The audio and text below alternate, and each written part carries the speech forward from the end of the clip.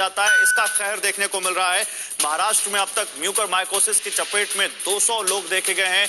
Mucormycosis होता क्या है? ये एक तरह का इन्फेक्शन है, एक तरह का फंगल है जो आपकी आंखों पर, आपके दूसरे फेस पर असर करना शुरू करता है। यहाँ पर चकत्ते जैसी चीज दिखना, लाल लाल चकत्ते जैसे दिखने शुरू हो जाते हैं। आंखों पर असर ऐसा किया कि 8 मरीजों की एक आंख ने काम करना बंद कर दिया।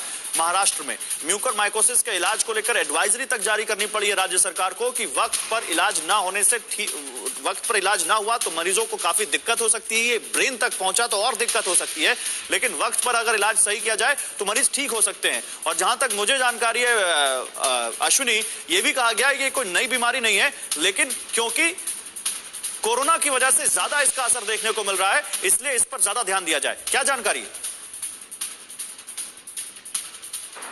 जी? जो मेडिकल एजुकेशन के डायरेक्टर हैं टीपी लाहाने से आज हमारी बातचीत हो रही थी। उन्होंने हमारे इंटरव्यू में इन बातों का जिक्र किया कि म्यूकरमाइकोसिस ये कोई नई बीमारी नहीं है, इसके पहले भी होती रही है, लेकिन कोरोना काल में जो है उसका इफेक्ट ज्यादा दिख रहा है। 200 ऐसे मरीज हैं पूरे महाराष्ट्र में जो सामने आए हैं जिनका इलाज चल रहा है। 8 ऐसे मरीज हैं जिनकी एक आंख पूरी तरह से काम करना बंद कर दी है। यानी कि उनका जो आइडेंटिफिकेशन था, जो ये फंगल जब उनको पकड़ा उसको पहचानने में देरी हुई। नतीजा ये हुआ कि उनकी आंख इन्फेक्ट हो गई और नतीजा उसका इतना खतरनाक भी हो सकता है कि अगर वो ब्रेन तक जाता है तो आदमी की जान भी जा सकती है।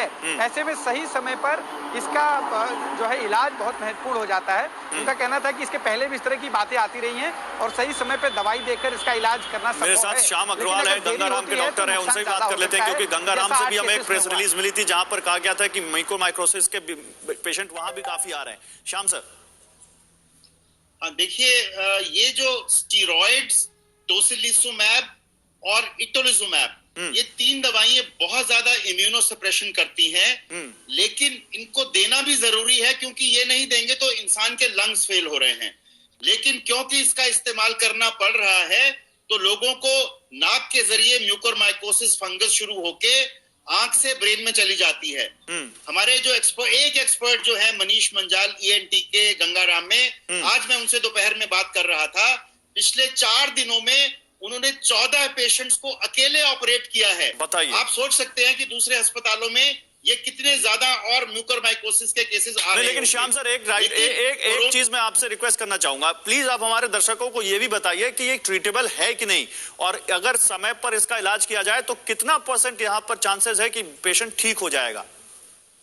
देखिए, अगर हम इसको बहुत अर्ली पकड़ लेते हैं, अगर आपको आंख में, और कैसे पकड़े ये भी बताइए। हाँ, जरा सी भी स्वेलिंग अगर नाक में और आंख के नीचे आ रही है और दर्द हो रहा है, आंख में दिखने में थोड़ी भी समस्या आ रही है, तो शक जो है वो डॉक्टर का, ईएनटी डॉक्टर का या आई के डॉक्टर का म्यूकरमाइकोसिस की तरफ चले जाना चाहिए। तुरंत उसका सीटी स्कैन, एमआरआई होना चाहिए और उसको एंटी फंगल ट्रीटमेंट पे डालना चाहिए आफ्टर प्रूविंग, जिसमें कि एंडोस्कोपी करके वहां से एक सैंपल लेते हैं और म्यूकरमाइकोसिस के फिलामेंट्स हमें वहां पे दिख जाते हैं।